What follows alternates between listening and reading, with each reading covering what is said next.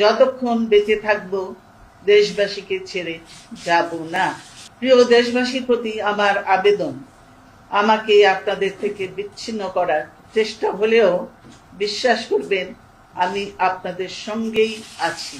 তিনি ছেড়ে যাননি দেশ, মাটি ও মানুষের কোনো সংকট শঙ্কায়। নিজের কিংবা পরিবারের জীবনকে তুচ্ছ করেও দেশ ও গণতন্ত্রের জন্য আমৃত্যু নিজেকে সঁপে দিয়েছেন গণতন্ত্রকামী জনতার তরে। দেশের বাইরে আমি যাব না, কারণ দেশের বাইরে আমার কোনো ঠিকানা নাই, আমার কোনো কিছু নেই। দেশের বাইরে আমি যাব না। শহীদ রাষ্ট্রপতি জিয়াউর রহমান রাষ্ট্র ক্ষমতায় থাকাকালীন খালেদা জিয়াকে প্রকাশ্যে দেখা যেত না খুব একটা। 1981 সালে জিয়াউর রহমান শহীদ হওয়ার পর জাতীয়তাবাদী রাজনীতির শূন্যতায় খালেদা জিয়াকে সামনে আনেন গণতন্ত্রকামী জনতা। বিএনপি পুনর্গঠনে দায়িত্ব নেন দলীয় নেতাকর্মীদের আহ্বানে।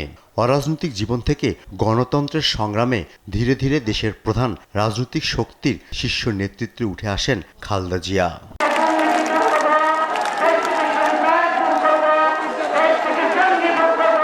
স্বৈরাচার বিরোধী আন্দোলনে বেগম জিয়ার ভূমিকা তাকে জাতীয় রাজনীতিতে দৃঢ় আপোষহীন তকমা দেয়।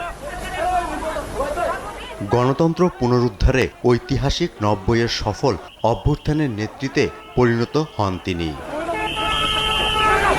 বাংলাদেশের রাষ্ট্রের স্থপতি ও জাতীয় ইতিহাসের শ্রেষ্ঠ সন্তান মুক্তিযোদ্ধাদের প্রতি গভীর কৃতজ্ঞতা জানাচ্ছি। 91-এর দেশের প্রথম সংসদীয় গণতন্ত্রের নির্বাচনের প্রথম নারী প্রধানমন্ত্রী হিসেবে বিজয়ী হয়ে দায়িত্ব গ্রহণ করেন।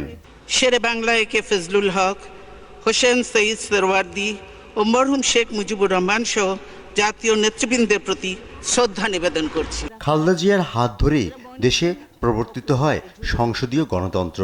তার প্রধানমন্ত্রিত্বকালীন প্রথম মেয়াদে দেশের শিক্ষার ব্যবস্থার আমূল পরিবর্তন, অর্থনৈতিক সংস্কার এবং বেসরকারীকরণ নীতি বাস্তবায়ন ছিল আলোচিত। প্রবর্তন করেন তত্ত্বাবধায়ক সরকার ব্যবস্থা প্রতিষ্ঠার পেছনেও। আমি প্রস্তাব করছি ওই দুই সরকারের 20 জন উপদেষ্টার মধ্য থেকে বর্তমান সরকারি দল 5 জন এবং বিরোধী দল 5 জন সদস্যের নাম প্রস্তাব করবেন।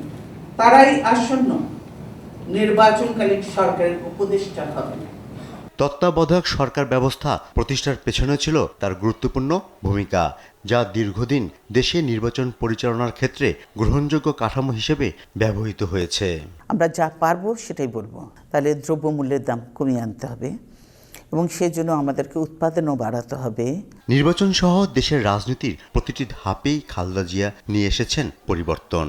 বইয়ের জন্য পয়সা দিতে, টাকা দিতে হয় না। এই মেয়েদেরকে ডিগ্রি প্রস্তাব করছি। 2001 সালে দ্বিতীয়বার প্রধানমন্ত্রী হয়ে সন্ত্রাস দমন, অবকাঠামো উন্নয়ন এবং আন্তর্জাতিক পরিমণ্ডলে বাংলাদেশের কূটনৈতিক ভূমিকা জোরদারের উদ্যোগ নেন তিনি। আমি এখন জনগণের জন্য, দেশের জন্য, মানুষের জন্য কাজ করতে চাই। দেশে বহুদলীয় রাজনীতিতে স্থায়ী ছাপ রেখেছেন খালেদা জিয়া। গণতন্ত্র, নির্বাচনকালীন সরকার, দলীয় নেতৃত্ব এবং বিএনপিকে দেশের বৃহত্তর রাজনৈতিক শক্তি হিসেবে গড়ে তোলায় তার অবদান অতুলনীয়। তারা একচেটিয়া সিল বাঁধবে আর তারা ক্ষমতায় থাকবে। দলীয় রাজনীতি থেকে শুরু করে জাতীয় ইস্যু সব ক্ষেত্রে সিদ্ধান্ত গ্রহণে ছিলেন দৃঢ় স্পষ্টবাদী। দেশের রাজনীতি আর গণতন্ত্রের উত্থান পতনে বারবার ত্রাতা হয়েছিলেন খালেদা জিয়া। চরম শত্রু কিংবা সমর্থক উভয়ের কাছেই খালেদা জিয়া বাংলাদেশের রাজনৈতিক ইতিহাসের গণতন্ত্রের প্রতীক হয়ে উঠেছেন। রাজনীতিতে নিরাপত্তার ভাষা এতটা শক্তিশালী যা মানুষকে হিমালয় সম উচ্চতায় নিয়ে যেতে পারে তা খালেদা জিয়া দেখিয়ে গেছেন। তিনি দলমতের ঊর্ধ্বে হয়ে উঠেছেন বাংলাদেশের খালেদা জিয়া। ফররুখ বাবু, দেশ টিভি, ঢাকা।